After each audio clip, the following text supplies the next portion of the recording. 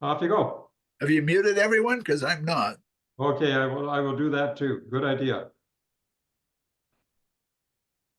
Where's the mute? Oh, here we go.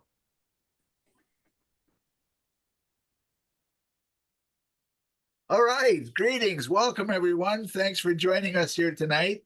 Uh, we got a little bit of club business to get to before we get to our presenters.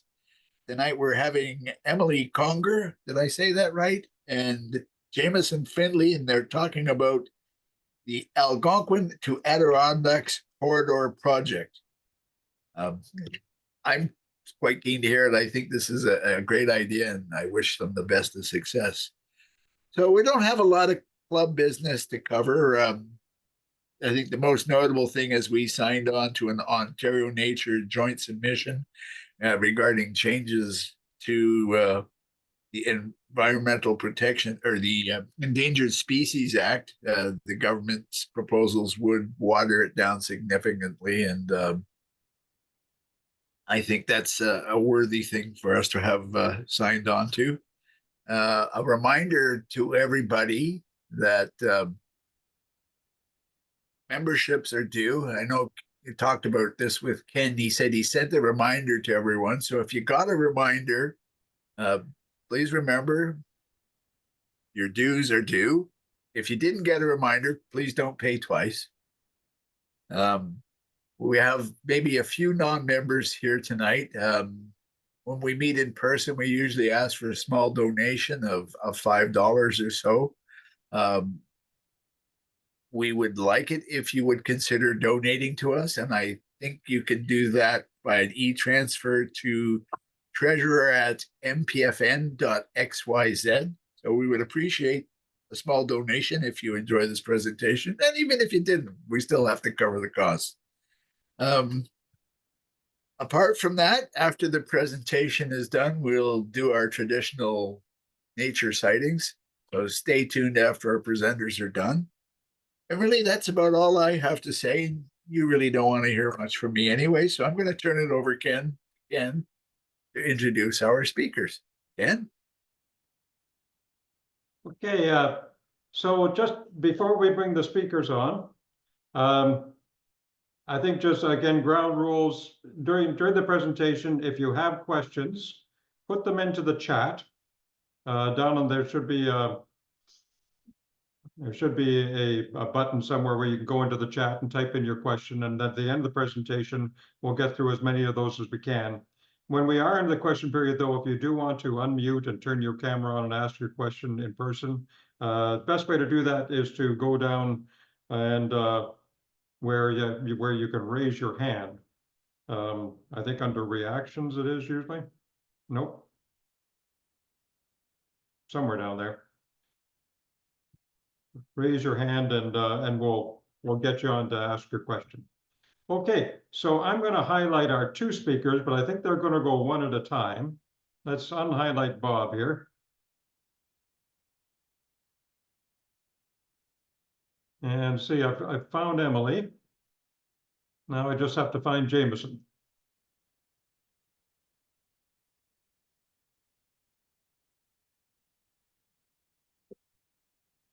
Or I think he doesn't mind being called Jamie. Here we are.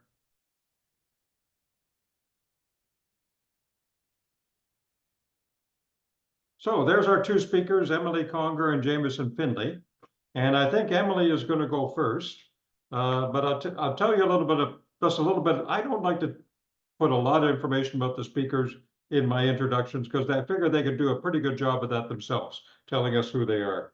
But Emily, first of all, she's coming to us from a farm on the Frontenac Access near Kingston. And she's worked on environmental issues since the 70s. I've seen her resume. She's done a lot of good work there, not just for the environment, but for social justice issues and waste diversion and all sorts of things. And she joined the A2A Conservation Association, the project we're going to talk about tonight, in 1999. She was the president from 2002 to 2016. But one of the projects was near and dear to our hearts. She was the spark plug behind the creation of the Lost Bay Nature Reserve, which is one of Ontario Nature's newest nature reserves. And maybe she'll tell us a bit about that too. And Jamieson will be presenting kind of in the middle of the presentation. He's a science writer. You may have read some of his articles in some of the great Canadian nature magazines. But last fall, he took some time to do a 400-mile trek from the Adirondack Park in the States to the Algonquin. And he's probably the first person to have done that in recent memory. So with that, I'm going to unpin Jamieson and myself, and we'll get Emily to share her screen.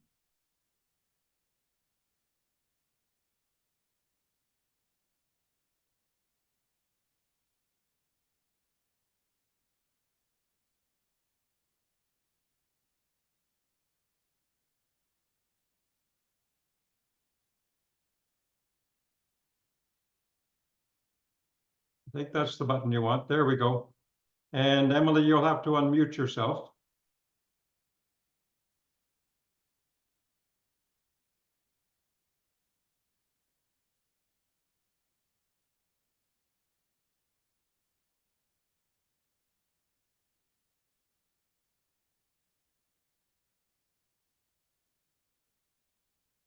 Okay, found it. Got it? Good. Yeah. Okay, take it away, Emily. All right. Thank you very much.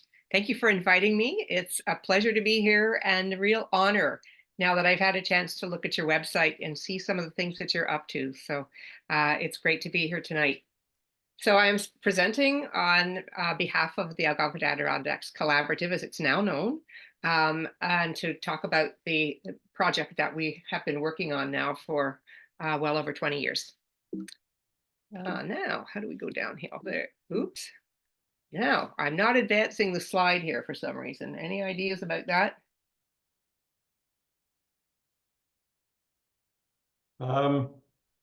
See, I'm just admitting a few more people here. Hang on. Okie doke.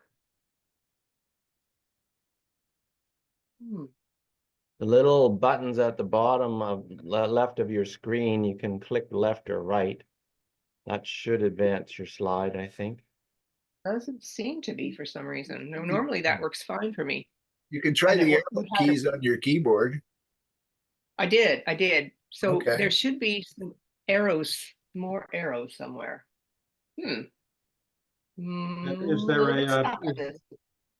is there a Zoom menu that's hiding it? Because you can Maybe, but it would be at the top then. So I would go to view. view options and close the Zoom menu. If you click on the Zoom menu view options, you should be able to hide video panel. I don't see where it says Zoom options. I don't have any of the Zoom stuff there. It's all disappeared now. Emily, in the bottom left-hand corner of your presentation, there's a couple of arrows. Have you tried those? There we go. Well done. Thank you. Okay.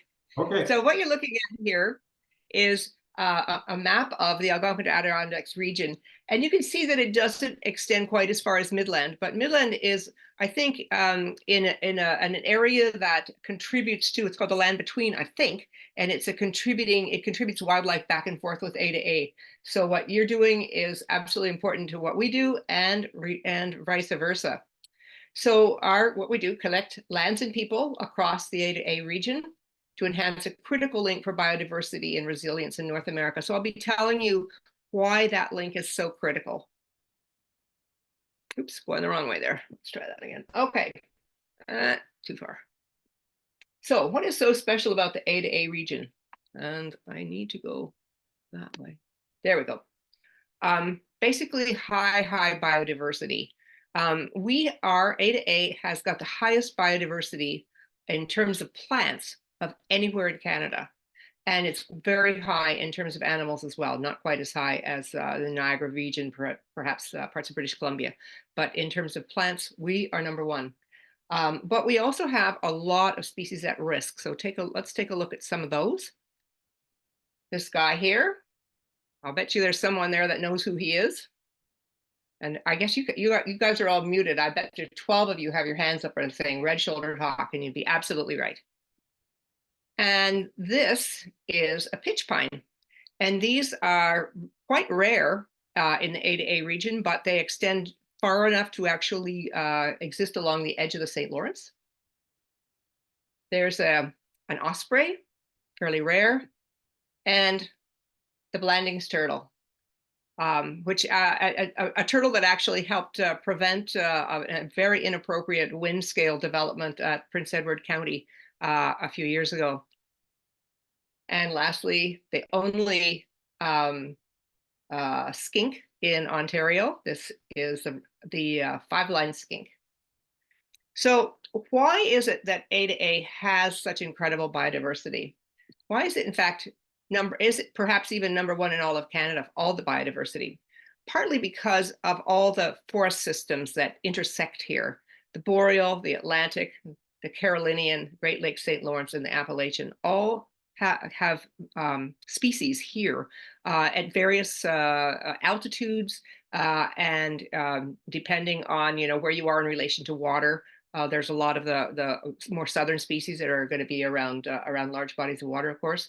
And we have the extreme range for many tree species. And I mentioned the shagbark hickory, wire birch, pitch pine, catalpa, and striped maple. So some of those are rare here because, but you might have them. I don't know, do you have striped maple?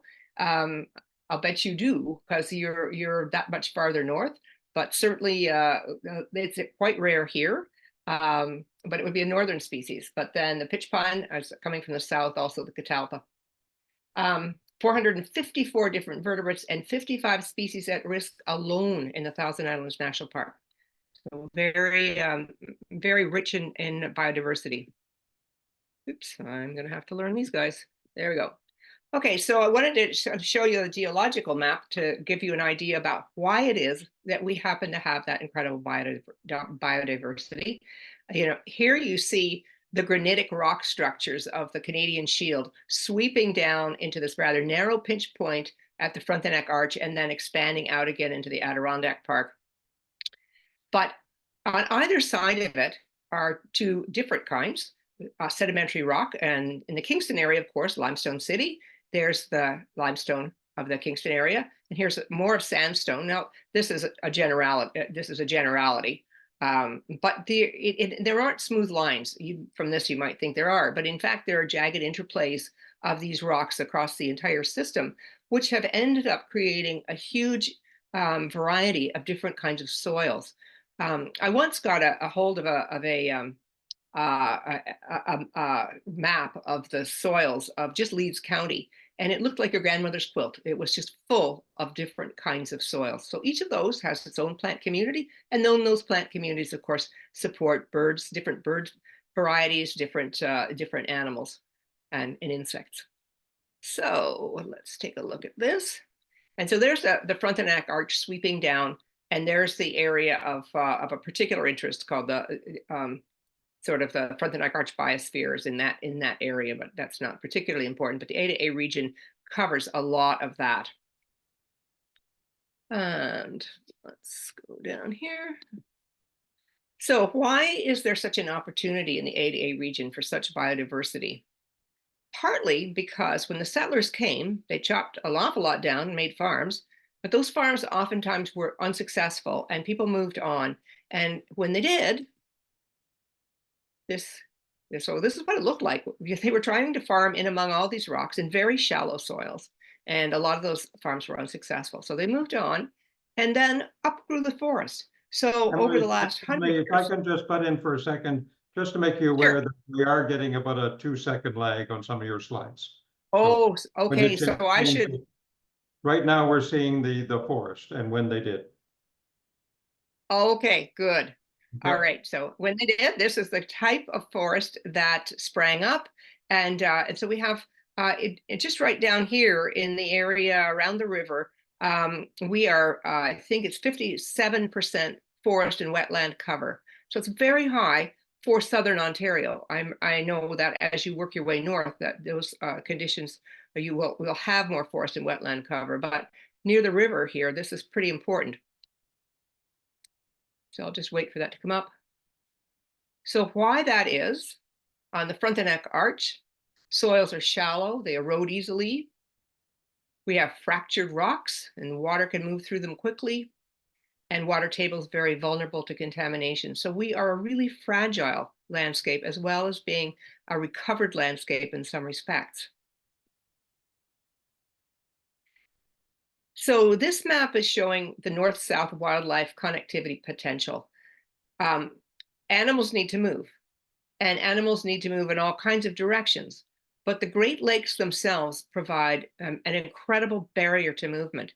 And if you think about where we are, as I say, 57% forest and wetland cover, if you think about an animal, for instance, trying to come down, going past Toronto, heaven help them, down through London and try to get over, as you know, it's farmland. It's some areas like Norfolk and Exeter and Norfolk County, I believe, up until very recently, was only 2% wooded.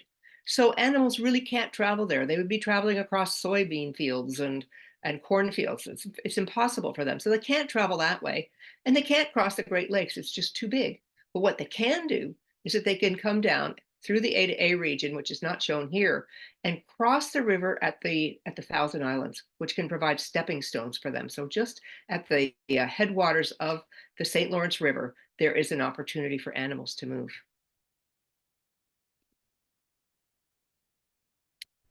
So, the forest that follows the Appalachian Mountains from Georgia and Alabama to the St. Lawrence River, so this is the whole Appalachian forest region, is, quote, one of the most globally important landscapes for tackling climate change and conserving biodiversity, along with the Amazon, Kenya, and the Kalimantan in Indonesia.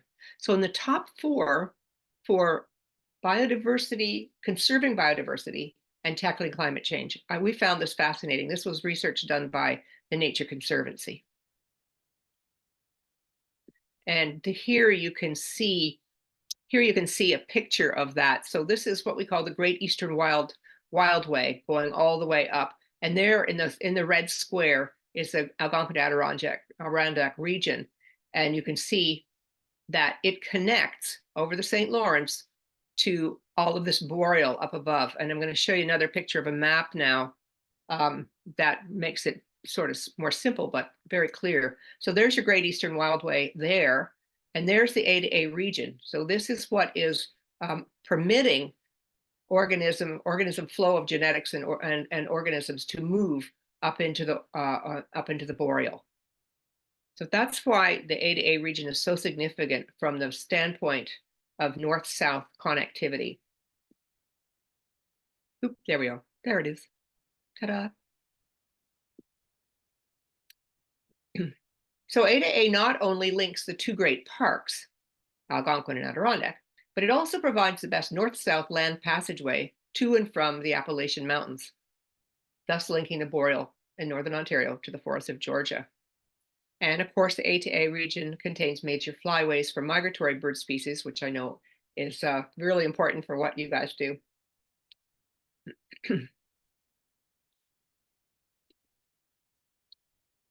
And the Thousand Islands, as I mentioned, provide stepping stones over the St. Lawrence for wildlife, countering the barrier effects of the Great Lakes. So I love that photograph. That was made for us quite a few years ago by a wonderful photographer called Richard Lottens from the Toronto Star.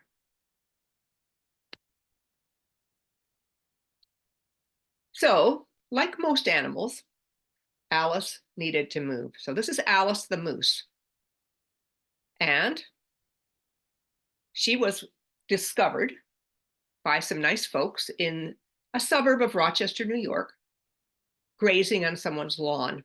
She was a young moose. So the good folks of Rochester were not pleased and decided that they better call the wildlife folks. And the wildlife people came down from Adirondack Park and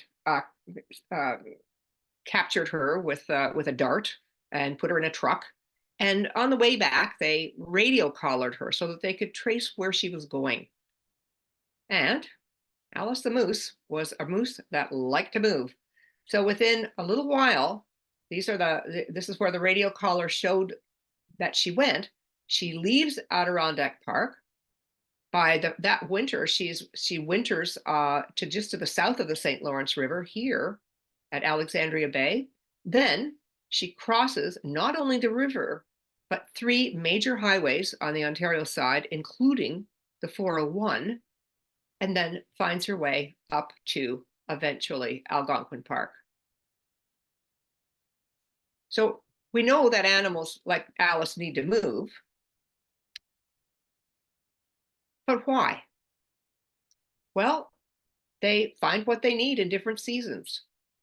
Water, food, shelter, heck, it's Valentine's Day, love. So we don't know, we can't look into their heads, but these are the things that seem to be motivating them to go great distances. Now, not every animal travels as far as Alice, but we found that even field mice can travel up to 1/4 of a mile in their lifetimes. So connectivity means that animals means a healthier gene pool and also more resistance to adversities.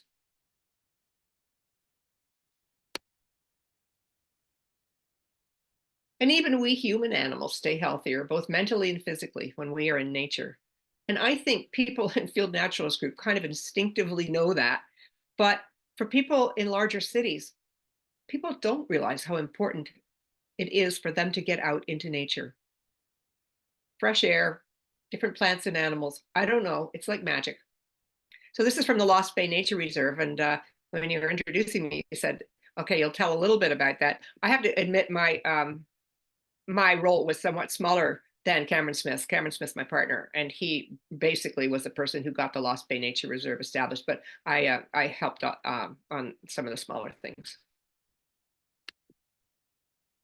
So where did an organization come from? Well, in the 1970s, as it says, scientists began to realize that species, even then, they were realizing that species were declining at an alarming rate across North America. Interesting, eh? 1970s. And they look to save areas that offer large swaths of habitat. You can't save everything. You can't concentrate on everything. You have to choose where you're going to put your efforts. And where was their swaths of habitat? Where was their movement potential? And they decided it was the A to A region. So in the 1990s, they gathered from both sides of the border to consider how best to preserve and enhance the A to A region.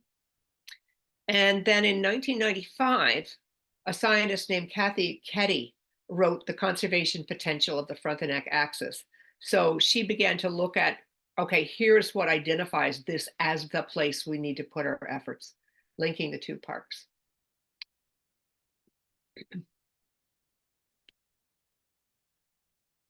Oops, oh dear, something's gone very wrong. Uh-oh.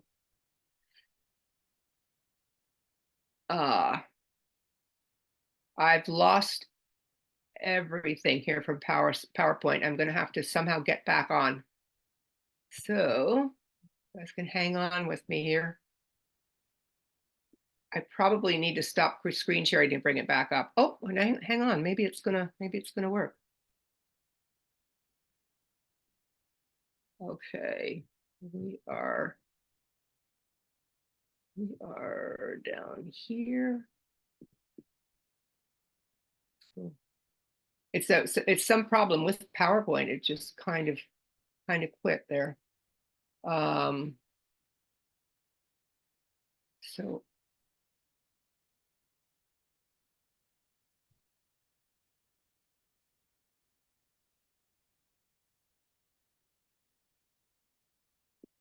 let's see if I can make it work this way. Let me share.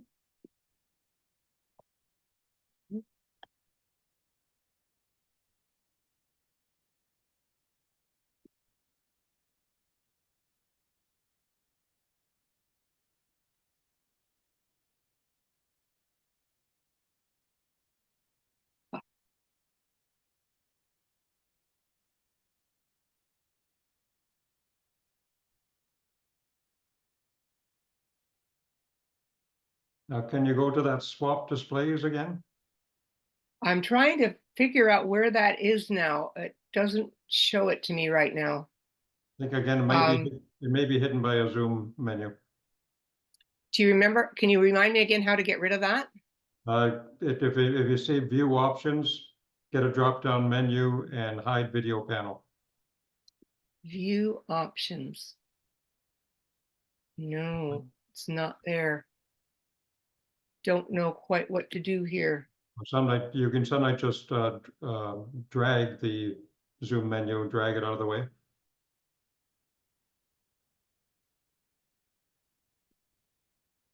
Swap displays. You were right. There it is. Whew. Okay. Back in business. I hope it holds this time. Now, All we're- right. We're seeing the slide Alice's journey. Yes. Yeah. Okay. We've talked about that. We've talked about that and that. Okay. So at that time, it was decided when we all got together that A2A had to be a big tent organization. At that time, there seemed to be kind of a split between people who used the land in some way and the people who wanted to conserve it. And we decided, no, make it a big tent organization. Let's all get together because for all of us benefit from connected, healthy habitat and the animals that supports. So these are some of the groups. I won't read through them, but these are some of the groups that have historically been involved with A2A.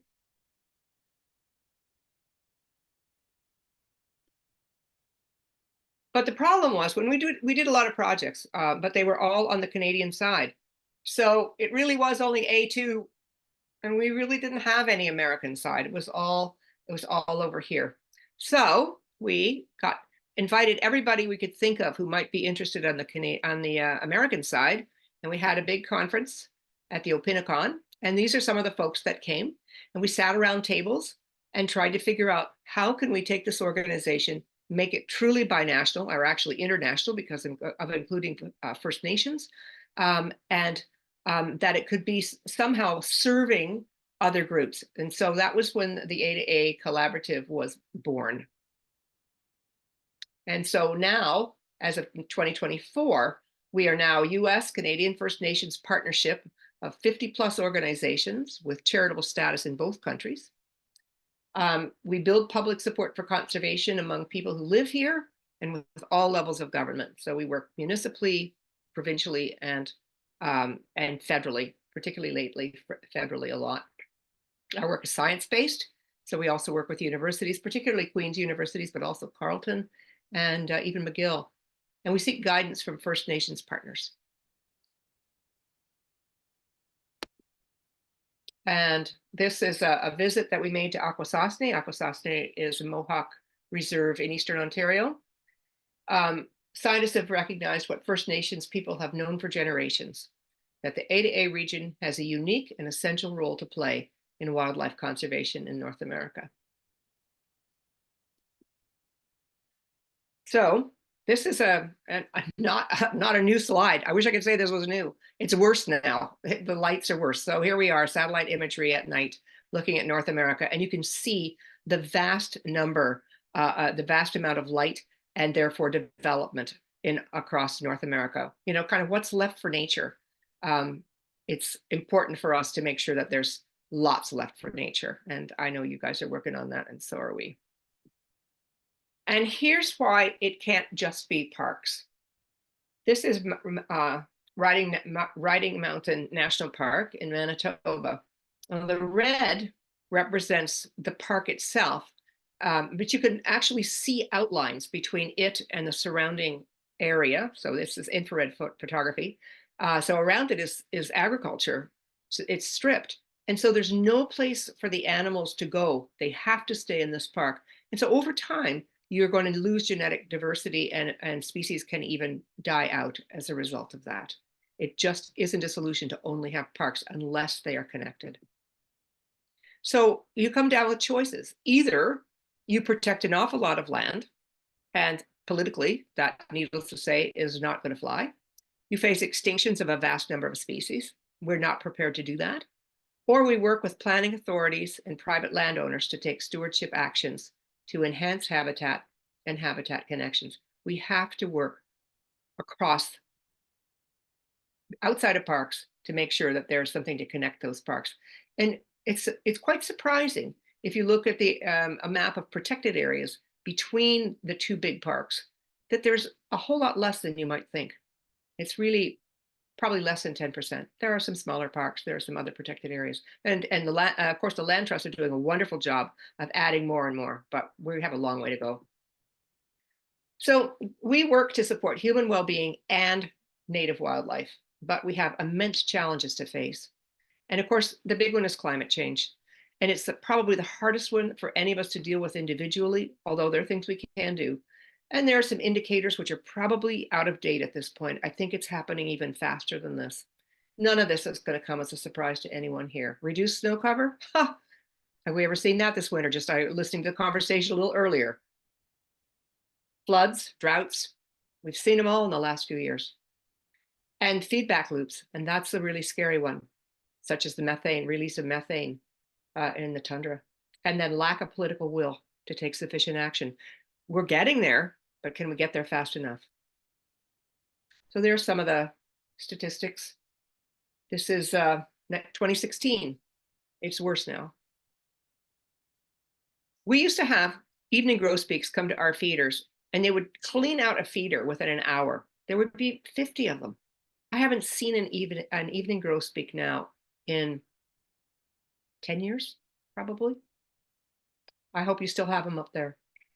And basic reasons that we know, of course, climate change, but also loss of habitat, pesticide use, logging, and climate change. 1/3 of the world's species. This shows, these are interesting 3 maps that show the bioclimatic envelope of the ecoregion 6E, which is where I live. And I think you probably do too. Yeah, I think you do. So this is what it looks like. At least that's what it looked like in 2010. But as we move forward, that bioclimatic envelope, which has certain species that are identified with it, there's certain kinds of soils, there are certain kinds of plants, and then there are certain kinds of animals.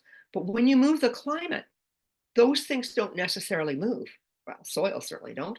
So let's have a look at what happens from 2041 to 2070. That bioclimatic industry envelope is now above Sudbury. And there's a little wee section of it just west of Bancroft.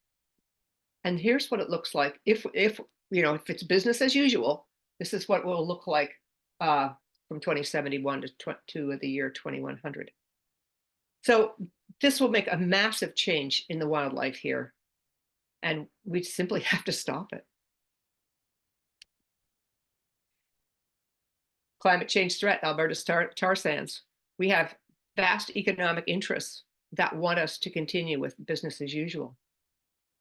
We have agriculture that wants us to continue with business as usual. We are, and in Eastern Ontario, we have a terrible amount of clearing of forest going on for corn and soybeans.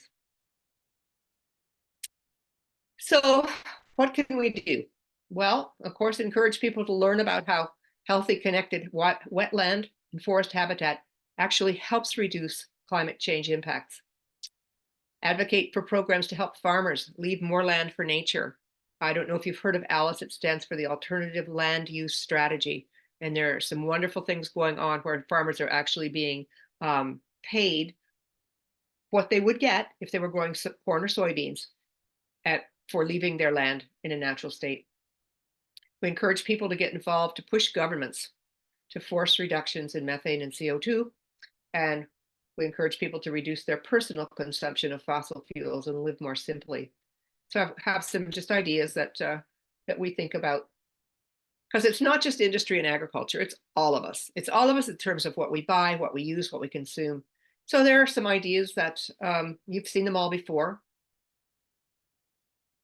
That Greener Homes program, we actually are doing that in our own home right now, where we are using some government money to make our house more efficient so that we use less energy. So the threat number 2, inappropriate development that destroys habitat or fragments the habitat. So this lynx has a very kind of special habitat that it lives in, and it requires that habitat. And if that habitat is disturbed or destroyed, it has no option but to try to find similar habitat. But if it's able even to do that, the chances are that if it's good habitat for lynx, there are already lynx there, and it probably won't be welcome. So that immediately you destroy habitat, you might as well just say, why don't I just destroy animals? Because that's what it does. When you destroy the habitat, you destroy the wildlife. This is a picture from 1955, one of the most massive, now we know, inappropriate uses or changes to the land that we did.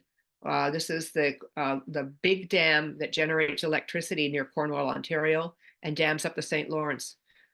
Since the coming of the Moses Saunders Dam, it's all about unintended consequences and not really looking at what will happen down the line and not doing enough studies.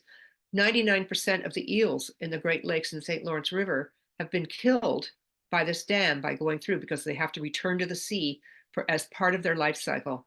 And so they get shredded through the turbines.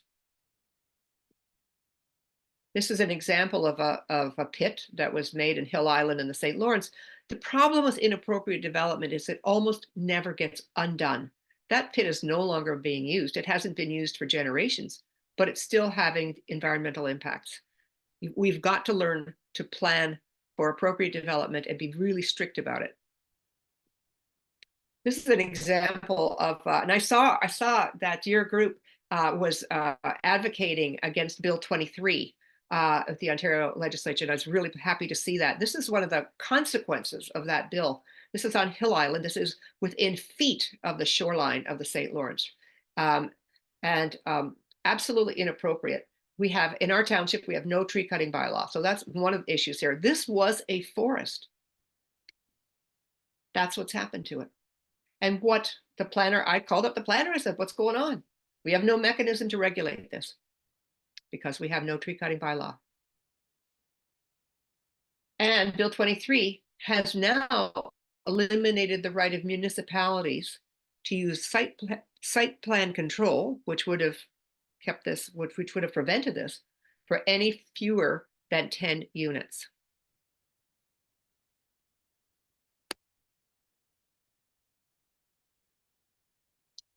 So A2A advocates, and we do a lot of advocacy work, especially since the federal government decided that groups like ours could do advocacy work and still remain charities.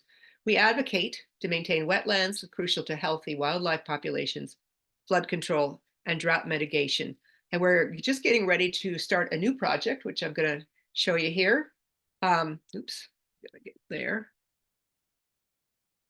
So we've talked to the people at Ontario Nature, and of course we are one of their many, many partners, just as you are. And in one of their magazines not too long ago, they had an article saying that they had produced a couple of pieces because that were particularly for municipalities, because municipalities have lost so much through Bill 23. And so how then can they mitigate changes to wetlands given the reduced powers? So we hope to work with Ontario Nature to get these resources to municipalities. We want to hire somebody to go out to municipalities and work with mayors and councillors and planners to make sure that they know what tools they have left, basically. And we want to work with the general public so that they'll understand the incredible importance of wetlands. So Ontario Wetlands, a nature-based primer for climate solutions. That climate solutions actually can come from caring for our wetlands and forests too. We also have lent our support to stop and limit inappropriate siting of industrial wind developments on bird migration routes. And that was how we got involved with the Prince Edward County field naturalists to stop a huge wind development right on the shores of Lake Ontario, which would have killed thousands and thousands of birds. We weren't successful with that argument, but what we were successful with, and basically they were successful with, we were just there as sort of support, but they stopped it with that beautiful Blandings turtle you saw on one of the earlier slides. It was shown that they were destroying the habitat and the ability of the turtles to move and nest, and they were successful through that argument. So threat number 3, inappropriate or transportation corridors. There's nothing we can do to stop there being transportation corridors at this point. And what they do, and it's I know you see it up there probably on Highway 400 and maybe Highway 69, But here on the 401, the busiest highway actually in North America, the slaughter is horrible and it's horrendous. And this is surprisingly what Alice was managed to get across. So we've undertaken to find out, to do research on what's getting killed and where it's getting killed, and then what are the mitigation structures that we can do and put in place. Whoops, I've lost my little. There we go. So this shows an opportunity for possibly some mitigation under that highway. Our road ecology, we have what's called a road ecology project. So we've researched, it involves research, collaboration, and advocacy to create eco passageways. And we now are doing that research in New York as well as in Ontario. So this is some of the information that we've learned just about on Highway 401 only, between Brockville and Gananoque. So 16,000 vertebrates killed just between April and October, and counting them is not the easiest thing in the world because some of them are simply pulverized. It's got to be greater than 16,000. We know that's the very bare minimum. 75% frogs and toads, average of 70 killed every day, and species at risk. So you'll see that list there of the species at risk that have been found killed there. And I'll show you some other statistics on the 3 highways that we ended up studying, because there are 3, we call it the triple threat, and here it is. So the lower one here you see, that's the Thousand Islands Parkway. And then the red one is the 401, and the blue one is Kings Highway, or now County Highway number 2, which was the old Kings Highway. So all of these are fairly busy highways, and wildlife are being killed on all of them. And when you think about the fact that this is where animals can go down to get onto the Thousand Islands, I mean, this down here, there's Club Island. These are islands in the St. Lawrence here at the bottom. So animals need to get down there. They need to cross, but they can't. A huge barrier effect. So we have to look at what are the mitigation strategies that we can put in place, and particularly structures. So this is, I'm not going to try to read these, but these are the animals that we have found in our, we've been researching this for about 10 years with various groups. Queen's University has been very helpful. Also the Ontario Road Ecology Group, and also Blazing Star Environmental. So the 4 groups have worked together cooperatively on this. The check marks over there indicate which highways we found these on, because we did research on the other 2 as well.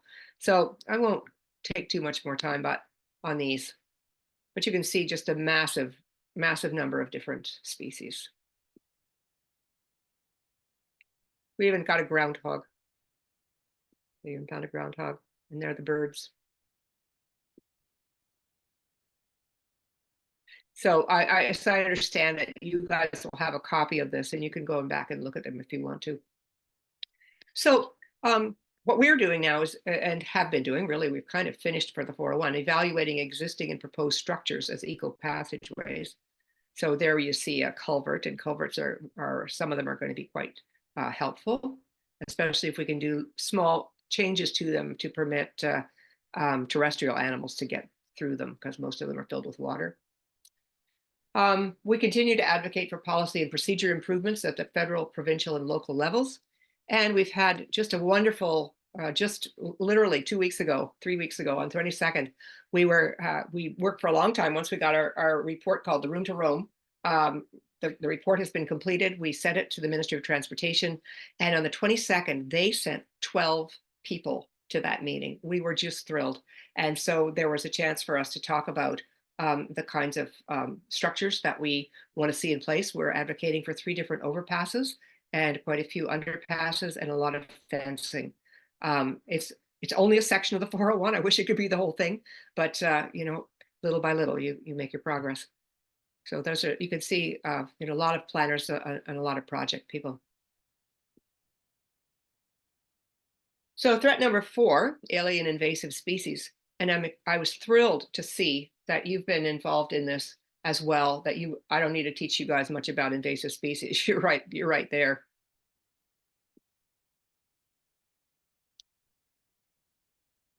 So introduced and spread by released bilge water. And that's, of course, how we got a lot of our aquatic species, because they came up through the St. Lawrence, which would never be happening if they hadn't built that the St. Lawrence Seaway, but they did, without realizing that all of these species were going to hitchhike across the Atlantic and end up in the Great Lakes, and of course in our back lakes as well. And then these are just some of the ones that are really common around here. Maybe you haven't got them. I hope you don't, but you must be worried about it. And I even saw, when I was looking at the names of the people here, that there was someone called Susan McMillan who has garlic mustard on her picture. I recognize that stuff. I spend hours and days working on it every year. So yay, Susan, you know what you're dealing with.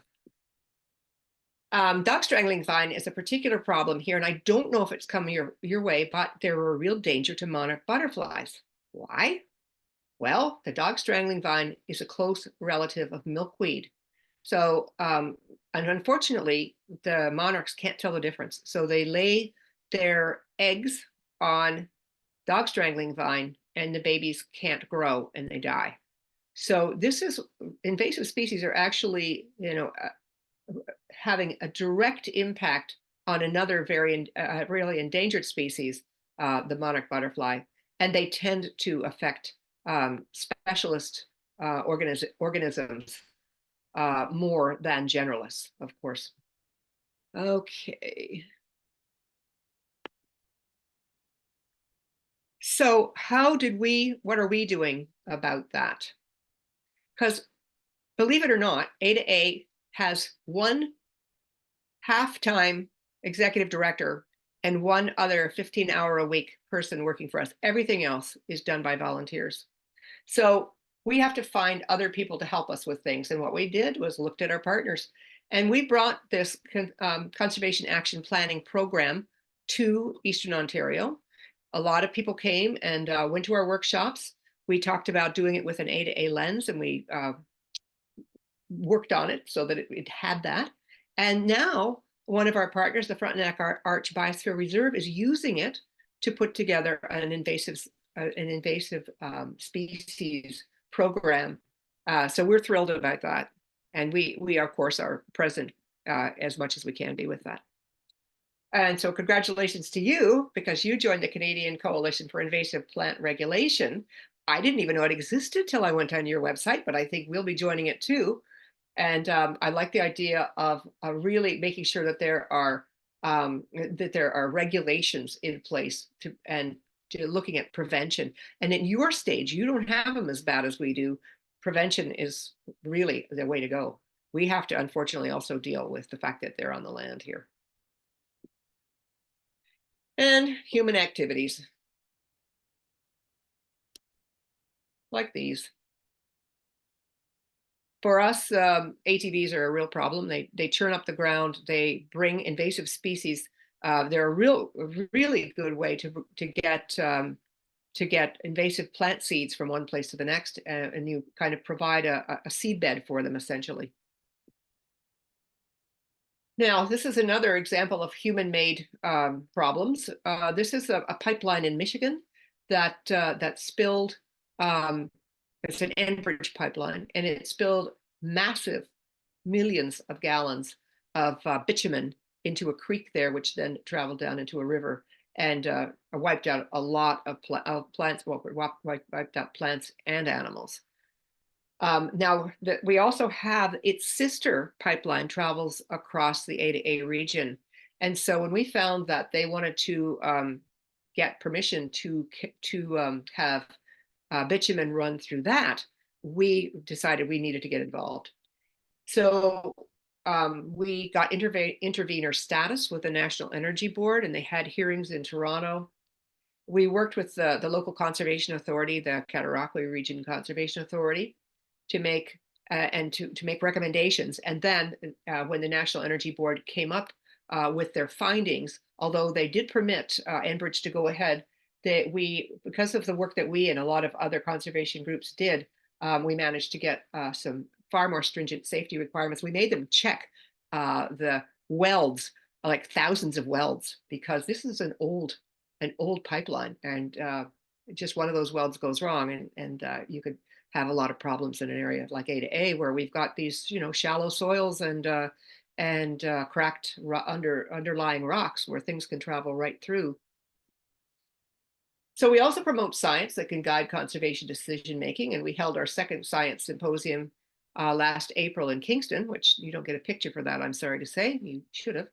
And we do outreach and education. So we are realizing that with each passing year, connecting with the people of the A to A region is where we need to go. We can do everything else that we want to do, but if the people aren't fighting for nature, we won't get nearly as far. We have to get them on side. So we all need to protect wildlife, and that means protecting and enhancing connected, healthy wildlife habitat. And so one of the things we did was to create the A to A Trail. We call it the Pilgrimage for Nature, following the path of Alice. And the Pilgrimage for Nature was inspired by the Appalachian Trail. And in 2014, I walked the Camino de Santiago, and I thought, wow, they're doing some really interesting things here. Theirs is based on religion, ours is based on nature, hence Pilgrimage for Nature. Why a trail? Well, if we only protect what we love, and we don't do much for things we don't love, and we only love what we know, then it's essential to find ways to get people into nature. And what do we hope to accomplish with it? Of course, build knowledge among residents about the uniqueness and fragility of the A to A region, and engage them to take actions that will benefit wildlife and their habitat, including supporting groups like field naturalists. Create new recreational infrastructure and stimulate local economies. So I'd like now to introduce you to Jamieson Findlay, also Jamie, who works with Nature Canada. We were absolutely thrilled when he contacted us and volunteered to be the first person to walk the 640-kilometer Pilgrimage for Nature Trail from Adirondack Park to Algonquin Park. And he's here to tell you all about it. So thank you, Jamie. Thank you, Emily.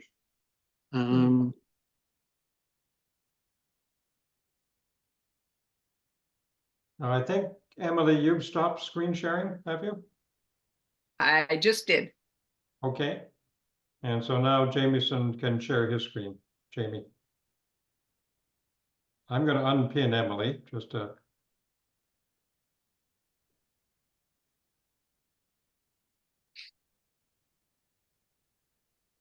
Okay.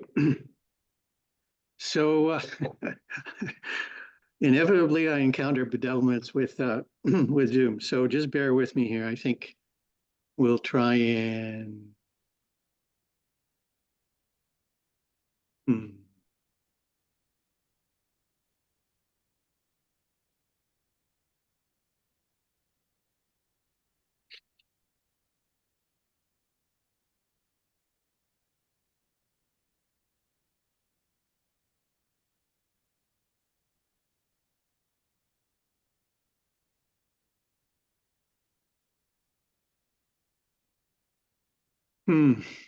I think we wanted to get to the slideshow option there, didn't we?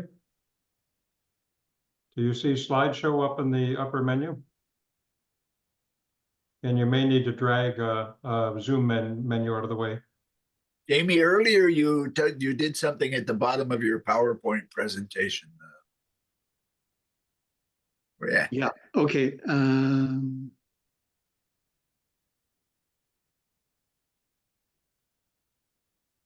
There you go. Okay. And I think you advanced it using your keyboard. What's that? Did you use your keyboard to advance the slides? Yeah. Yeah. Yeah. Okay, take it away. Okay, great. So yeah, so I have about 8 to 10 minutes. I'm very grateful for the invite to speak. And Emily set up this little travelogue of mine really well. So let's go to the first slide. So I decided because first of all, I work for a nature organization, Nature Canada. But I spend most of my time in front of a screen. And I really started to hanker to, to get close to the land and do some slow travel. So I talked to a high school buddy of mine, Bill Barkley, into walking this pilgrimage of nature route, which Emily explained, following in the footsteps of Alice the Moose. And we, one of my sort of spiritual guides, I guess, for the walk was Stephen Graham, who wrote this wonderful book, The Gentle Art of Tramping, in 1926. So he gives advice like, leave your tie and waistcoat at home when you go tramping, which we did. Okay, so this is a map of the Pilgrimage for Nature Trail, and Emily spoke about it. So it follows the route of Alice the Moose, starting in Newcomb, New York, and ending up in Algonquin Park. So that's the route that Bill and I took. So here we are in Newcomb, New York, at the start of the trek. Bill Barkley, the guy I hiked with, is in the center. And the other guy there pointing to the map is Bill Brown, who is a tower of strength in terms of helping us and lending us bikes and giving us maps and so on. So that's the morning of the start. So this is Bill Barkley, my hiking companion. We fording a stream on the first or second day. It was quite early. So New York, you may know this, but last year when we started in the summer, New York had historic amounts of rain, like just bridges were washed out. It was a mess. And we started hiking in August, so the worst of that was over. It was still fairly wet, but so we had to ford streams. Of course, streams were high. The trail was muddy. We would cross wooden trail bridges with a stream or river below us, 5 or 6 feet, and yet the bridges had flood debris. So, which meant earlier in the summer, the water was right up and over the bridge. So it was quite incredible. Luckily, we avoided that. We didn't see a moose, unfortunately. We didn't see any bear, but we did see in the Adirondacks some of these, I think they're salamanders. We saw actually a lot of them. It was so wet. And so this guy on the other side of the screen, he was doing research at a biological station on Cranberry Lake. And we asked him about bears. He said, I haven't seen one, but I've smelled one. I've smelled many, and they smell like a combination of, a skunk, a dumpster, and a porta-john. So, we got the experience viscerally, vicariously, I guess. So we foraged as we walked, and foraged in stores, liquor stores, as well as in the forest. Bill was really good at identifying mushrooms, edible mushrooms. So that's an image of, I think it was chicken in the woods that he cooked up. And we stayed at these lean-tos, these primitive shelters, and people would leave things behind, like sweet potatoes. And we, usually if you're in walking Yonge Street in Toronto and you see a sweet potato, you don't usually pick it up and take it home and cook it up. But we figured we could do that in the wilderness, and we did, and cleaned them up and cooked them, and they were delicious. So that's some of the culinary highlights. The HOA Trail app. So the HOA Collaborative just came out just as we were starting the trek, just before. They came out with a mobile app that gives the sections of the trek and lots of extra information, very useful information, valuable. And we used it. It's very good. I think it's being improved all the time. So in combination with that with the 808 Trail app, we used paper maps, which personally I prefer because I like to get the big picture. Bill downloaded a mobile trail app. I think it was called Maps.me, which was really good, really helpful. And Esri Canada, who is a partner of Nature Canada, it's that Esri Canada is the GIS company that creates platforms and applications for GIS and geographical information systems. They very kindly created a map which allowed me to, which actually tracked our progress as we did the trek, and it was just a matter for me to upload the segments that we did each day using my mobile phone. So that worked really well, except that for the first, I don't know, 5 days, I guess, we didn't have much connectivity, and B, I was so busy with other things that I didn't really want to get out my phone and do digital stuff when I was in nature. So there was a bit of a lag there, but eventually I did it, and it worked well. So here we are, Alibaba's Liquor and Wine and Laundromat. And don't forget the ice, etc.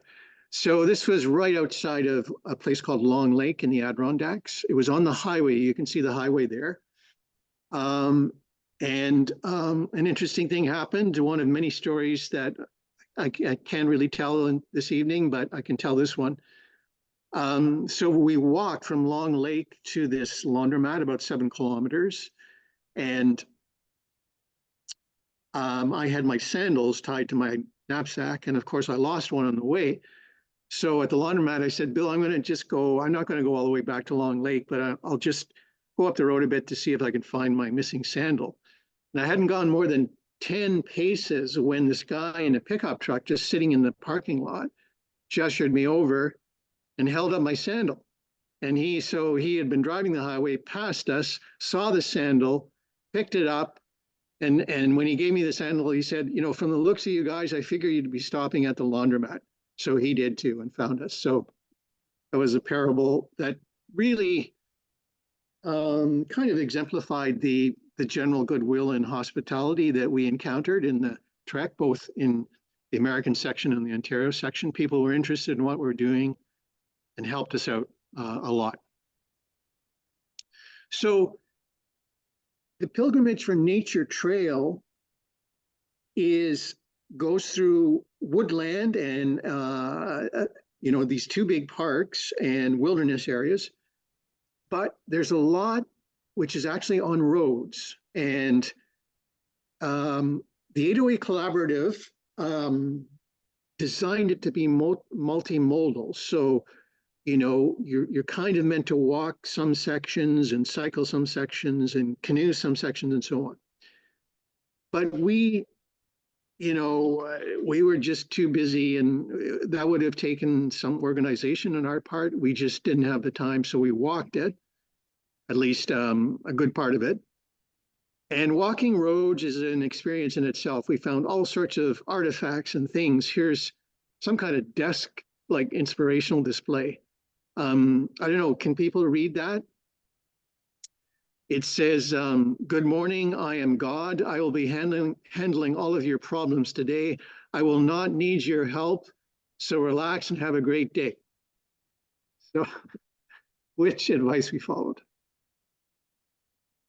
So after about 9 days, I think it was, we left Adirondack Park. We left the wilderness, and we started to get into, well, the St. Lawrence lowland, so agricultural land, some forested areas, but a settled part of the state. So that meant walking a fair number of roads. In fact, it was all roads essentially to the border. And Bill and I got very tired of walking roads. We had these heavy packs. You can see mine there. And we just got tired of it.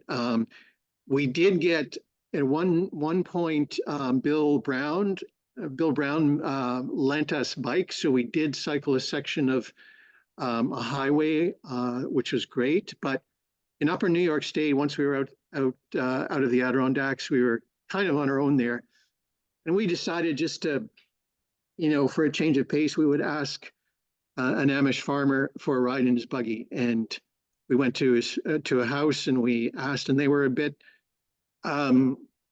bewildered, but they kindly offered us a ride. And so we got a ride on a stretch of highway from this great guy, very personable, very friendly guy named farmer named Levi. And so we paid him, even though he said, you don't have to pay me, but we did anyway, because, yeah. So we crossed the border. We walked across Thousand Islands Bridge, and here we are at Thousand Islands National Park. It's Bill and I in the center. Emily's there, some people from Nature Canada, and lots of parks folks. So we gave a little talk there, and lots of people came down from various places to hear the talk. And so Emily very kindly gave us hospitality at her place, not far from the park, gave us bikes to cycle to the park, and picked up the bikes. So we kind of had a few rest days, and Bill Barkley, who was a farmer, had to return to his apple orchard. So that was right around September 1st. So it was, the height of the season. So I was on my own, although initially for a couple of days, my friend Lisa joined me. So we're in Ontario now. We went, and again, walking roads, backcountry roads. So that was nice. We sort of went north to, what was it, Delta, Lyndhurst, just below Delta, Ontario. And in Lyndhurst, it was super hot. We were able to rent a canoe for a day and do a segment by canoe, which was great. So that's a picture of a blue heron on, I think it was Little Beverly Lake, I believe it was, on our way to Delta.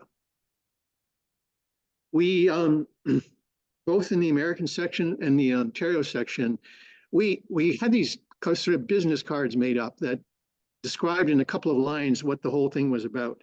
So instead of giving our spiel, we would give these cards to people. And you see, the HOA Collaborative and Nature Canada were kind of co-supporters of this walk. We had a Facebook page to collect donations, and we split the donations between Nature Canada and 808. 808 did, they were the people on the ground, so a lot of the 808 people helped us. Nature Canada provided, just general support and media support. I was able to send out press releases using their platform. And they also, because they have a partnership with Esri Canada, Esri designed that map for us. Okay, so then in Ontario, after Lisa left, it was just me, and we switched. Fortunately, the route is now on a rail trail, which is an old railway bed that's been made into a multi-use trail. So that was really nice. This is on the K&P trail, it's called, a rail trail. Just heading into about 20 kilometers, I think, from, where was it? I can't remember where, just below Westport, I think it was. Yeah, so, yeah. Where does Dave has, I'm just blanking on the name of the, Calabogie, that's it. Yeah, so near Calabogie, so just south of Calabogie. So I'm walking, I walked to Calabogie, then to Renfrew, again on a rail trail. From Renfrew, one of the HOA board people kindly lent me a bike and bicycle panniers, and he took my pack, which was an incredible relief. I just felt freed of gravity. So so for the last maybe 30% of the trail I cycled. In Madawaska, the high school there, I gave a talk about the trek to grade 9s. They asked me some great questions like, did you hunt and fish? I said, no, we just foraged for mushrooms and berries. How did you maintain personal hygiene? Well, I said that personal hygiene was a journey rather than a destination. And they smiled the knowing smiles of grade 9s. And what was the high point? Well, there were a lot of high points and there were some low points because walking roads was hard. Sometimes we couldn't find official camping spots, so we had to do what we called hobo camping, camp in a sort of an out of the way place. We tried not to camp on private land, but just wherever there was woods and sort of public land. One time we were there, this was near, I think it was near Oxbow in New York. Camped in a sort of a park, I guess, like a little town park. 10 o'clock at night, a state trooper, New York state trooper, shows up and very friendly says, oh, okay, you guys are camping here. That's great. But he said, I'm looking for someone who's wanted for questioning. So, he often hangs out here. And we said, well, we haven't seen him. He said, okay, well, that's good. You guys can stay here unless I'm going to find out if you can camp here. But if you don't hear from me, you're good to go. You can stay here. And just before he left, Bill said, well, what about this guy you're looking for? Should we be worried? And he said, oh, just keep your personal belongings close at hand. You'll be fine. So I wouldn't say it was the most restful night I spent on the trek, but it kind of shows you, I mean, these things happen because we, as I say, in some locations, we just had to camp where we could. We really didn't have a choice. There often wasn't a B&B or a hotel in upper New York State there. We just had to set up our tents wherever we could. So from what was it now? So west of Renfrew, there's a string of towns. Eganville is one. And you get on the last stage of the Pilgrimage for Nature Trail is on another rail trail. And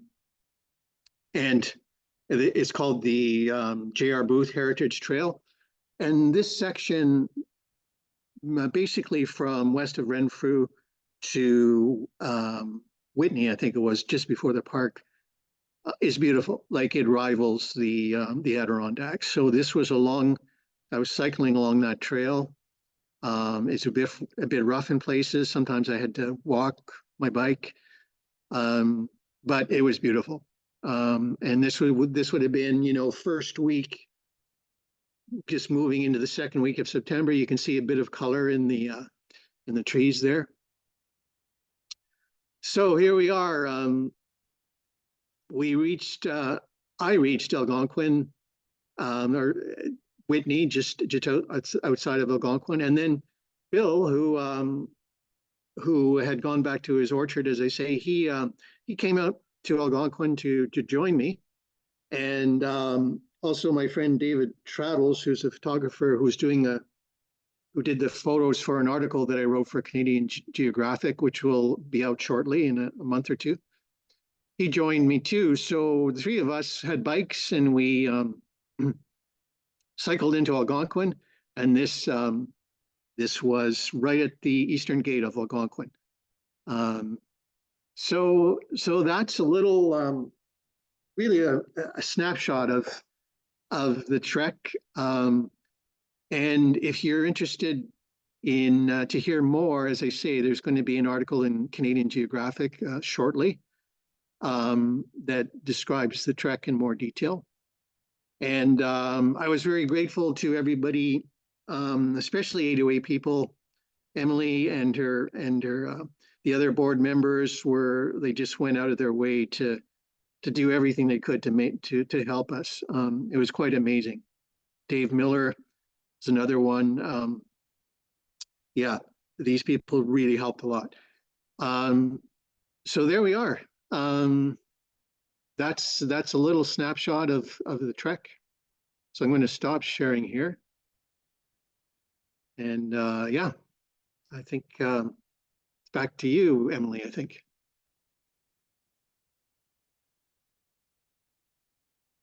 Oh, Emily, you're muted. You have to unmute, Emily. Emily, find that little microphone and unmute. There you go. Yes. I'm going to need a little help finding the slideshow again. Is there something oh, there it is. It's just hidden behind there. Okay, good. Let's just get rid of that. Maybe. Uh-oh. And share your Oh, screen. yeah. Hey, it's working. It's working. Fantastic. Okay.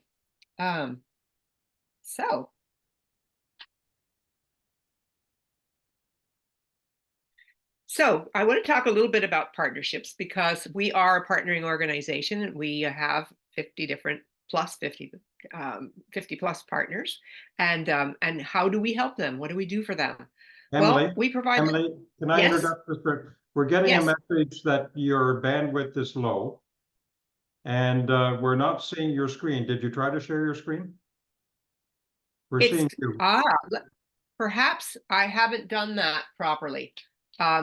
It just sort of came on, but I don't know how to get. You have to find that Yeah. on the Zoom menu, share screen. Yeah, I don't have any Zoom menu showing at all. Uh-oh. Sometimes if you move your mouse down to the bottom or the top, it might pop up.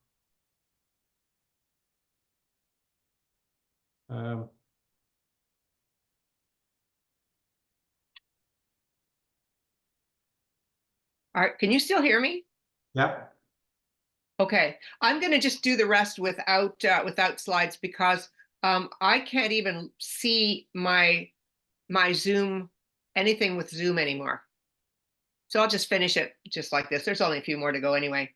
Okay, and just so you're aware, I think your camera is fairly shaky too, but we are seeing you and we're hearing you very well. Okay. Okay, great.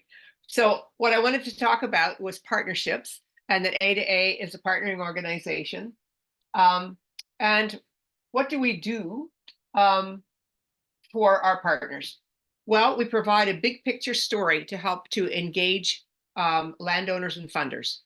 We are part of something very big and very important, and each of us in our own way contributes to that. We provide letters of support for funding proposals. So if an organization is going for a funding proposal, we can help with that. We provide a forum for partners projects because we have someone, our 15-hour-a-week person is just an amazing genius with social media and doing our newsletter. So we feature our partners and we talk about what they're up to. So you can post to a wider audience. And also when you're looking for volunteers or for advertising events, you can go through A2A and we can help with that. We help our partners become better known through our communications program. And we support advocacy work of partners. And particularly, just as you do, we work with Ontario Nature to support the stands that they're taking on legislation that is deleterious to nature. And Bell is their biologist, and she's always up on what's going on. So we support that, and we also do our own. We do advocacy. We have one person on our board who does advocacy just on those kinds of issues.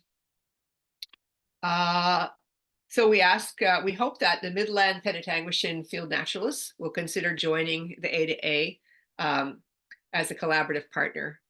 And we would like, as a partner, you will be helping all of Eastern North America's wildlife because it depends on landscape-wide connected habitat. And your work is part of an international landscape-wide movement, just as ours is. And then my last comment is we also rely on individual memberships as well as partners to give strength to our advocacy work and to build our capacity to do the work that you've learned about this evening. So I would like to ask each of you in the audience to consider becoming a member of A2A. It's not expensive. You're by being a member, we can say we represent not 500 people, but 600 people, or 1,000 people, or 10,000 people. Every time we get more members, we are representing a larger group. And so when we go to government and say, this is what the people of Ontario want, it gets stronger and stronger. And your membership dues is very important in terms of supporting capacity. We need to hire more people. We have a board that works very hard as volunteers, but some of us are getting a little long in the tooth, and we need some hired. We need employees to do some of the work that we've been doing. So I'd ask you to join us today if you can, and you can do that at a2acollaborative.org. That's a2acollaborative.org, and you'll find everything you need there to join. So that's everything for today. Thank you very much for your kind attention. Thank you very much, Emily and Jamieson. Thanks for being patient through all the little bumps. It was great. And now it's question time. Now, I think we have some comments in the chat, then maybe some questions too. I know John Foster often joins us, and he's very knowledgeable about trees and plants and things. He just commented that when we were talking about trees, there's pitch pine at Jones Falls on the Rideau Canal, a couple of groves of them there. Striped maple occurs in Joby's Woods and Presqu'île Provincial Park, he says, but I know we do have striped maple up here in the Midland Orillia area too.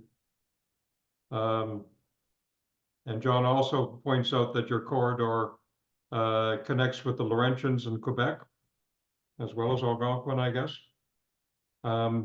And he mentions that he's with the Prince Edward County Field Naturalists and the South Shore Initiative, and they fended off 2 industrial wind turbine projects by also indicating that the area is also a KBA, which is a, what is a KBA again? That stands for, I don't know, one of the Bird newer areas. Yeah. I know I think it's international bird key biodiversity areas. Yeah, they kind of folded a lot of those important birding areas into biodiversity areas. In your area, right. there's also Highway 7, which is horrendous for the loss of turtles and frogs. Yeah. And you gave kudos to Susan McMillan. And I think that was a bit of an error. yeah, she said her husband had removed a lot of garlic mustard and buckthorn along the Bruce Trail near us in Waterdown. My photo was actually a native, she said, is a native Tiarella cordifolio foam flower. A lovely shade-tolerant spring ground cover in my backyard.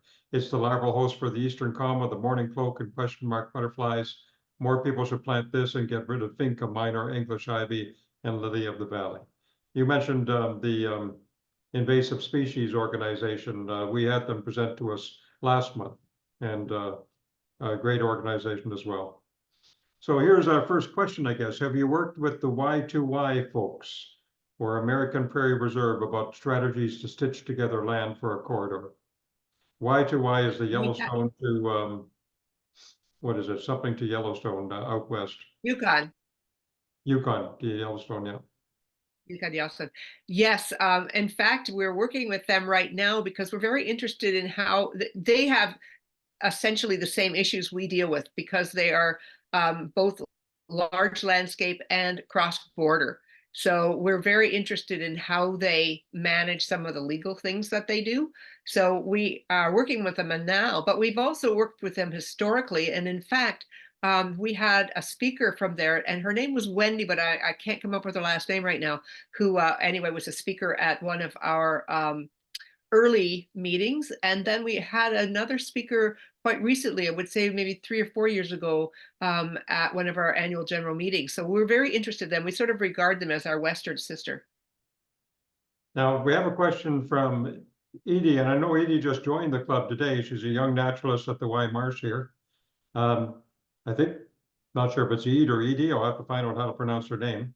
And I'm not sure. You said it right. Don't worry, you're good. Is it good? Okay, Edie. We're not too sure if we've got the people here to answer this question authoritatively, but if somebody on the call wants to answer it, just chime in. So I'm not too sure if this has been answered, but going back to the dog strangling vine and other similar plants, is the invasive breed the reason there weren't a lot of monarchs this year? Anybody want to tackle that? Mm. It's always a combination, isn't it? Because there have been more incursions into the forests in Mexico where they overwinter, and then you've got climate issues. It's really a complicated story, I expect. Yeah, and I think the weather we had this spring wasn't. There were low numbers for almost all species of butterflies this spring, not just the monarchs. So it had to. I can't remember what our spring was like, but it just wasn't a good year for butterflies. Do you see the A2A corridor connecting with other areas in Ontario? If so, where? It's from Marianne Stump. Oh, yeah, interesting question. I think we automatically connect with the land between because we really overlap in some areas with the land between. And other corridor areas in Ontario, because we kind of skirt along the edge of the Ottawa River. And so basically in Ontario, you're looking west and it would be the land between. And we have worked with Leora Berman, who's the head of the land between. In fact, she and I even presented once the same evening at a meeting, I think, of Quintyfield naturalists, if I'm not mistaken. I guess she's wondering about our area in particular, Georgian Bay. Now, you mentioned we're kind of on the edge of what they call the land between. So a lot of our cottages would be in that land. Midland itself, I don't think is in that area. We are, of course, very involved with the Simcoe County Greenbelt organization, trying to expand the Greenbelt into our area. I'm not sure if that's the same sort of wildlife corridor, but important work as well. But any comments? Yeah, whatever you're doing, if it's connected wildlife habitat, it's going to contribute to the overall picture for sure. Mm-hmm. The Bruce Trail and I may also mention too, we have a kind of an overlap with another group in the area, the Ganaraska Trail Association, who run the Ganaraska Trail, and we have all sorts of people that like to get out and walk and hike. And some of them may be on this call, but we'll make sure they look at the recording. They may be inspired to do that trail at some time. We don't always get along because when we naturalists go out walking, we hardly cover any ground at all. We just see too much and we stop and look at things. The hikers, they like to get out there and cover ground, but they're good people too. Susan McMillan says that I had read that because there had also been, so this is back to the monarch butterflies, so much drought in Texas and along the corridor that there were not enough larval host plants and adult butterfly food plants. Yeah, it's a complicated issue. I had, one of my pet peeves, you mentioned the problems with ATVs and tearing up trails. I get mad whenever I see any of these car ads on TV, and they always show somebody getting into a four-wheel drive car and just tearing into nature and ripping up the roads. And all the power they have in this vehicle that they can climb a mountain or just go wherever they want to go and do all sorts of damage. And we probably need a campaign to, we banned cigarette advertising. We need to ban that type of advertising. It just glorifies the consumption of petrol, and I don't know. That's my personal pet peeve. With you 100%. Bob Codd wants to ask a question. I'm going to spotlight Bob here. Unmute yourself, Bob. Thank you, Ken. First of all, I want to thank both of you for this presentation. It's a bit of an eye opener. The question I always like to ask of positive sounding people like you is, how do you stay positive? I look at your presentation and apart from some hope, I tend to get very depressed. So how do you stay positive? Oh, I wouldn't say I always stay positive. I'm very positive about anything that is working in the right direction. Because if you don't do that, if you're not involved on making a positive change, then you're sort of succumbing to the bad stuff that's going on, and there's enough of it. So you just keep fighting and you feel good and you meet awfully nice people while you're fighting. I bet you Jamie could have some comments on that, because what he did is really how you stay positive, right, Jamie? You get out there and get on the land. Yes, and also I would add small incremental steps. So that's certainly what got me from one end of the trail to the other, and it applies to, you know, just environmental work in general, nature conservation. I think you got to isolate those small tangible things that you can do, and not get weighed down by, you know, the big picture, which might be very bleak. So that's how I stay positive, and it's just knowing that, and the more, as Emily was saying, the more individuals you have making those small incremental steps or supporting the work, I mean, that's, you know that their work is being done and progress is being made. So yeah, that's what I would say. I just find when you get out there, no matter how bleak the statistics are, when you get out there, it's still a wonderful world, and it's worth protecting and fighting for. Absolutely. Getting into nature. It's what you guys do. That saves my hide, going outside every day. And I live in a pretty natural place. I'm lucky that way. Back on my personal bugbears, since nobody else has asked you questions, I can deal with my personal bugbears. You talk about all the roadkill, and you're just studying ways to mitigate with your corridors and that. What if we just knocked the speed limit back by about 20 kilometers an hour? We'd still get where we were going. And we'd probably see those things, but I don't know. I think it's worth considering. Well, it'll never happen, but I think it's an excellent idea. I personally advocate for that. I advocate I drive 90 on the 401, drives people crazy, but I do it anyway. And I know that you can, by reducing your speed that much, not only do you prevent roadkill, you're also safer. You're going to get, if you do get an accident, you're not going to get hurt as badly. You're going to be more relaxed when you get there because you're not going so fast. And there's going to be fewer medical costs, and you're going to save a lot of money on gas. When I drive at 90 as opposed to 120, I save about 30%. So I'm helping with global climate change as well. And of course, in about 10 or 15 years, we're all going to have to buy electric vehicles. So maybe there should be some speed limitations on those vehicles. They don't need to go 120 miles an hour. We'd still get where we're going. Question, are you connecting up with the Trans-Canada Trail?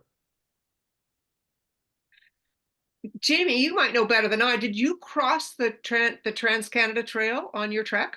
On the trek? I don't know that we do. Well, I think isn't it Cataraqui, isn't that trail, that section, that little subsection, which I didn't do, but which is an alternative route. I'm seem to remember that's part of the Trans-Canada Trail, but I could be wrong about that. Anyway, I didn't notice any signs or anything like that, or any markers indicating that I was crossing the Trans-Canada Trail. Yeah, so. I'm not sure. But I thought that one section, which is like an alternative section of the trail that we didn't do, I seem to remember The that was Kingston Loop. Yeah, from Kingston. Does that make sense? From It Kingston, might be the Kingston Loop that we're talking about. Yeah, I seem to remember that was part of the Trans-Canada Trail, but I could be wrong about that. Yeah, so I should say that the route, at several points there are alternative routes that you can do, just short segments. And there is one from Kingston. Instead of going from Mallorytown north, you can actually go to Kingston and then sort of northeast. And we didn't do that one. Yeah, I didn't do it. Yeah, we wanted to have that one in place because a lot of people are not going to want to walk that bridge. It's very narrow where you can walk. And particularly if you had kids with you, it would be a bit terrifying with the giant transports whipping past you at God knows what speed. So we want there to be an alternative, and therefore you can take a ferry across to Wolf Island, cross Wolf Island and then take another ferry to Kingston. So very peaceful way to do the international border. I was just gonna mention to Jamieson, you know, we have one more Zoom meeting. Our club is meeting on Zoom in the winter months, and it's proven to be a great strategy. Our January meeting, we had a horrible snowstorm in town, and we were all sitting nicely at home listening to about invasive species. It's snowing in Midland and Ottawa right now, and this has worked out perfectly.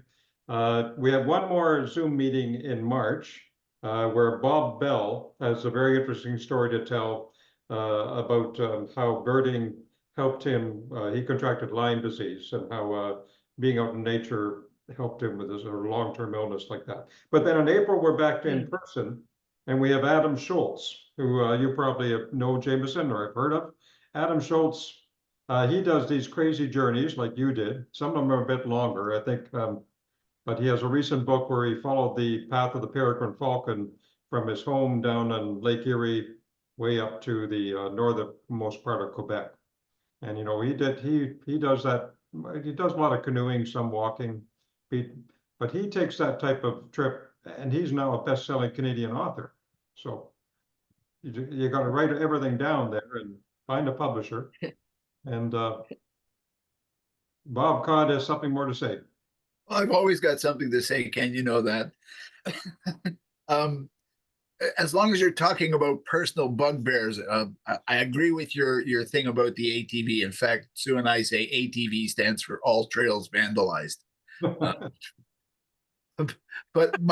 one of the things that really bothers me is this concept of habitat loss. That's a far too nice terminology for something it's really quite catastrophic for a lot of wildlife.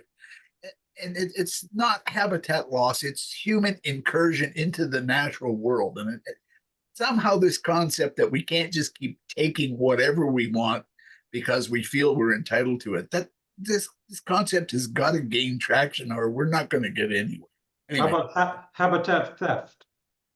that's not a bad one. Still not strong enough, though. I mean, Okay, well, we'll kick it around. So I'd like to thank both Emily and Jamie very much for a fascinating presentation. Well done. Yeah. I I have a question. Who's got a question? Pat, sorry, I don't know how to use the chat. I'm PowerPoint challenged as well. But I just was so inspired by both speakers tonight. And I was just wondering, in terms of this pilgrimage trail, and with Jamieson's work and Emily's work, like I know there's another trail group, not just the Camino, but there's one in Japan, and they've got various stops along the way, and people bring out tea to the pilgrimage people who are on it. Like there's a kind of it's well known, you know, the kind of idea, and it's punctuated by different shrines and natural areas that are very beautiful. And I'm just wondering, like, are you thinking that you'll kind of build on this and maybe create more information about where people could stay, like the hostels or other things to kind of, I'm not sure, I would be quite comfortable just camping rough wherever, but maybe over time there would be kind of a little bit more information that would encourage people to do this, but also kind of a little organized, or maybe tour guides or somebody who would actually help you, you know, go along the trail and know where you could stop and stay and know what to forage. Like, I don't think I would be comfortable foraging mushrooms, but, you know, like just that whole, you know, what are some things to celebrate along the way, and where could you stay? And like, is that something that you envision will happen in the future? Like, it was so exciting to hear what you were saying. And I was just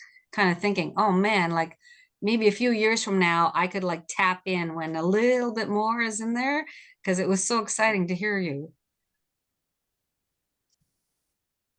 Yes, You want to well, start, Jamie?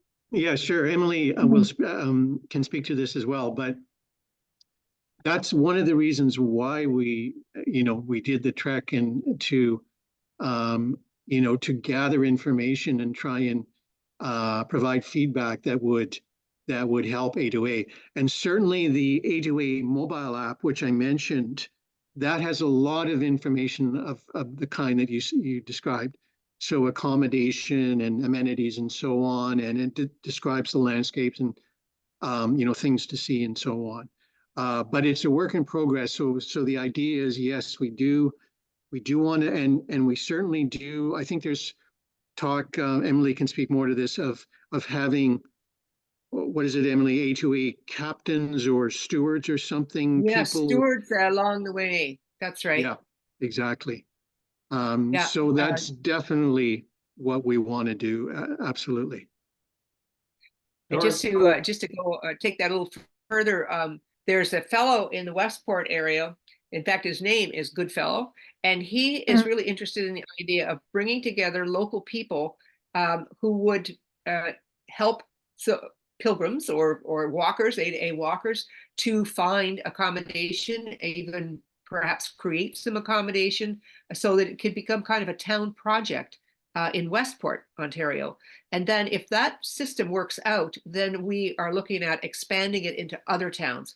And that will bring tourism to those towns. And it will be, like if maybe there's a place, somebody's thinking about a restaurant. Well, maybe they think, well, let's put it closer to the trail. People will use it then. We're going to have some more people coming to our restaurant. Let's maybe some farmers where it's going near their house. Maybe, oh gosh, we could set up a little B&B kind of a thing here. So I think there are, as I put, one of the ideas was economic opportunities, and I think there are going to be plenty of them.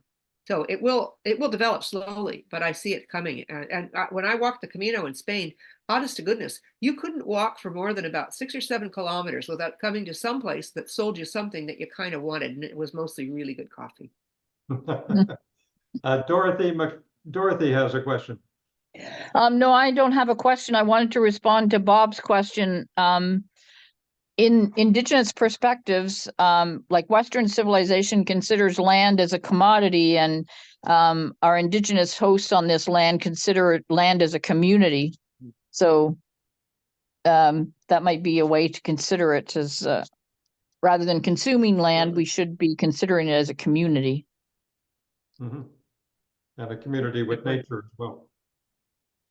Well, I think if anybody else has a question, they better speak up, or I'm going to turn it over to Bob and we can do a quick rundown of our various bird sightings and nature sightings and things to close off the evening. Sound fair? Okay. Thank you very much, Emily and Jamieson. Jamie, stay with us if you want, or if you want to say goodnight. Thank you very much. It was a great presentation. A great pleasure to do it. I'm sure the MPFN will be joining you in this project. Glad to hear that. Yeah, well, I echo Ken's sentiment there. It's an inspiring project, and you're doing great work. And yeah, I'm with you. I think that'd be a worthy cause for some of the club sponsors to support and become partners with the A2A. So great work. Thank you very much for your presentation. Thank you. Well, yeah, thanks so much, folks, and thanks for the invite. And yeah, maybe we'll see some of you out on the Pilgrimage for Nature Trail. Mm-hmm. Bye now.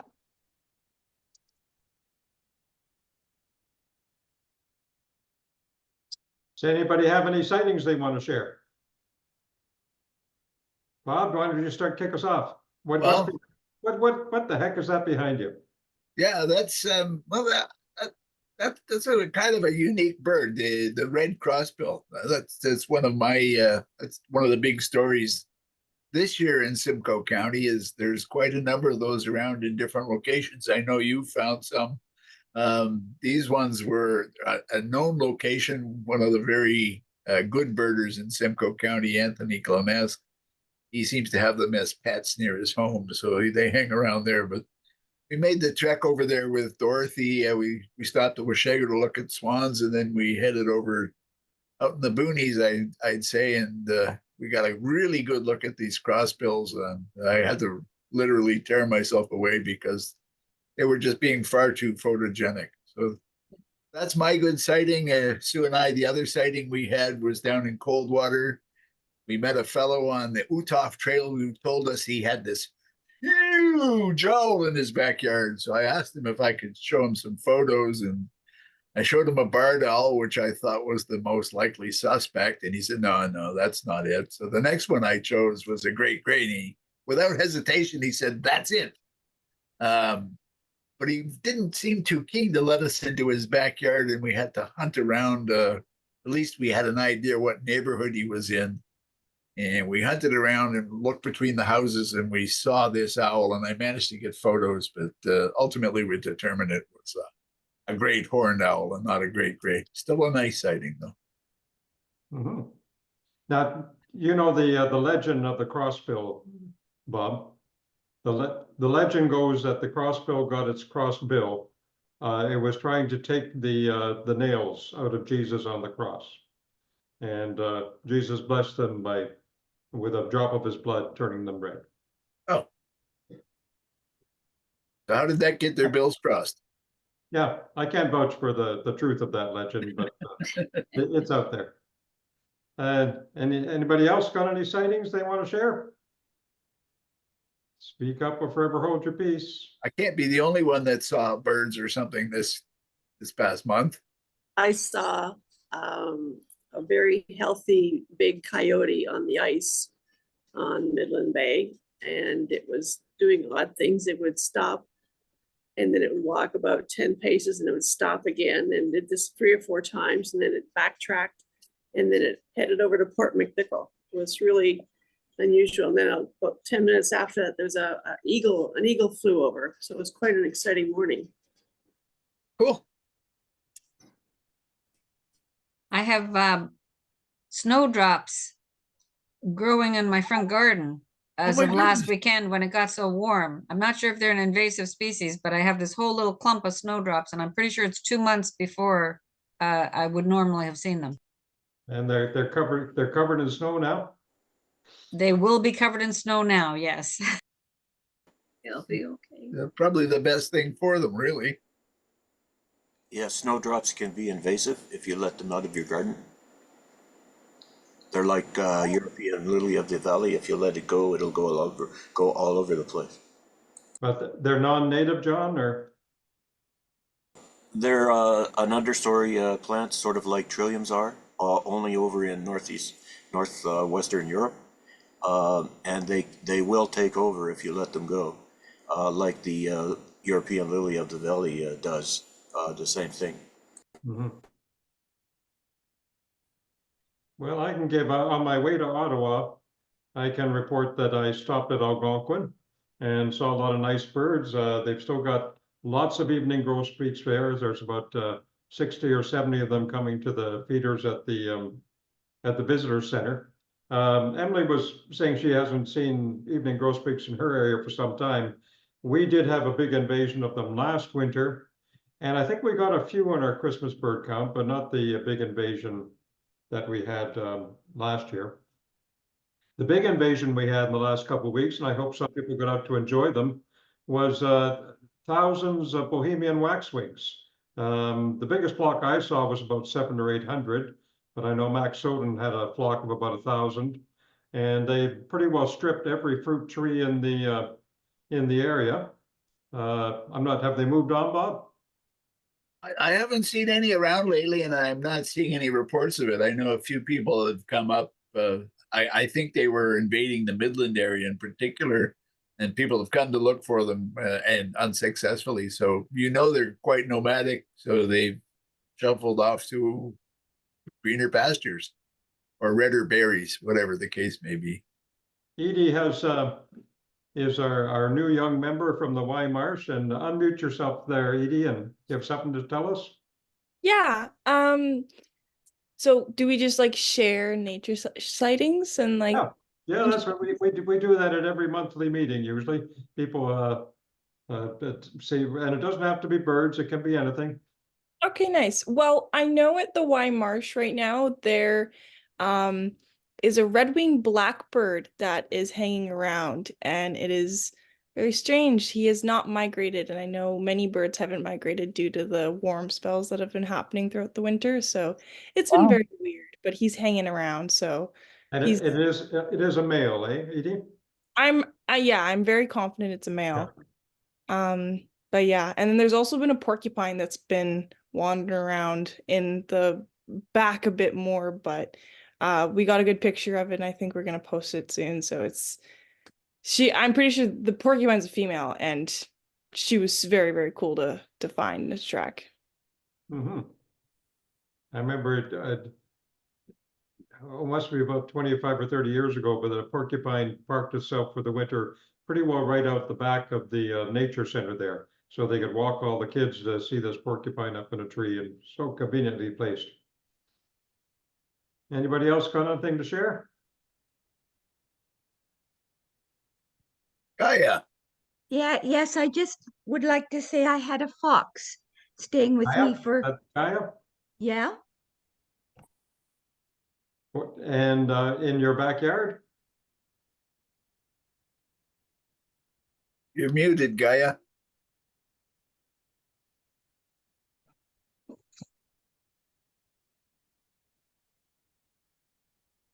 Oh, we lost Gaia. can you hear me now? Yep. Okay, so about a month ago, we ran into a creature in the night when I was walking my dogs, and I didn't see this creature very well. And it came very close, but I didn't want my dogs to contact it because I was worried that it could be sick. And then my neighbors saw there was a fox with two young, and they all had mange. So I put a message around to the community not to feed them, that I would feed them and I would get some medicine if I could. And I did. And one fox in particular kept coming to my house for about a week. And then I was able to give it some medicine and it moved into my Quebec garage. It stayed there for about 10 days and then it left last week. So it took the medicine. I'm hoping that it's going to survive. Now it's winter again, so maybe she'll come back. I don't know. But I took it food twice a day and water, and she had a bed. And when I went in at the beginning, she didn't mind me going in. I could get close to her. And then afterwards, I guess she was feeling better. So she crawled between two stoves that I had. It was the inside of the tent was filled with wood from the floor to the ceiling. So it was like being in a wooden house, basically. And I had a heater there for her. Oh, isn't that kind? And How did you get the medicine? Well, sometimes vets will give it to you if you say it's for your dog. Okay, thanks. Okay. And I can't remember, do you have a dog, Gaia? I have two at the moment. I used to have four. So I just said I had a dog that had come in contact with mange, and she gave me one that was called, I think, Nexton or something. But the best one to get, because I was in touch with the Procyon Wildlife Center down in near Bond Head. And they said it's Provecto or Provectin, something like that. And it lasts for 3 months. So if you can be sure that it's the fox or the coyote or whatever it is that you're feeding is getting it and no other animal has any access to it, sometimes a vet would give that. But the Wildlife Center is the place to call. Procyon in Beaton, that's where it was. And I went down and got a cage, couldn't get her in the cage, couldn't get her in the dog kennel. And then she came all on her own, just stayed there. She was free to come and go. It was quite amazing. Okay. So she lives in the sugar shack, abandoned sugar shack over here or near it. And have the dogs made friends with it, or? Well, the little one wanted to at the beginning when we met her in the night. But the other one, Chance, is not very friendly. She's the boss and she controls everything. So just the little one is very open to being friend with her. We'll see what happens. With that nice story, I think it's time to say goodnight. Okay, good night. That's a wonderful story, Gaia. That's a very kind thing you're doing. I'm really impressed. Thank you. Thank you. Gaia's done a lot of work saving turtles at the tiny marsh as well, and And of course, you do a lot of work down, is it Costa Rica, Gaia, or No, Brazil. Brazil? I'm Yeah. working in a UNESCO World Natural Heritage Site, trying to save it. We're in a reserve of sustainable development and it's being very badly managed. Yeah. Okay, well, I think I'm gonna wave goodnight to everybody. See you Good night. on the third Thursday of March when Bob Bell will be talking to us. And then in April, we'll get back in person. So good night. I'm gonna end the meeting well, I'm gonna stop the recording first anyways. Unmute there. Good night, everybody. Good night. And Thank thank you again.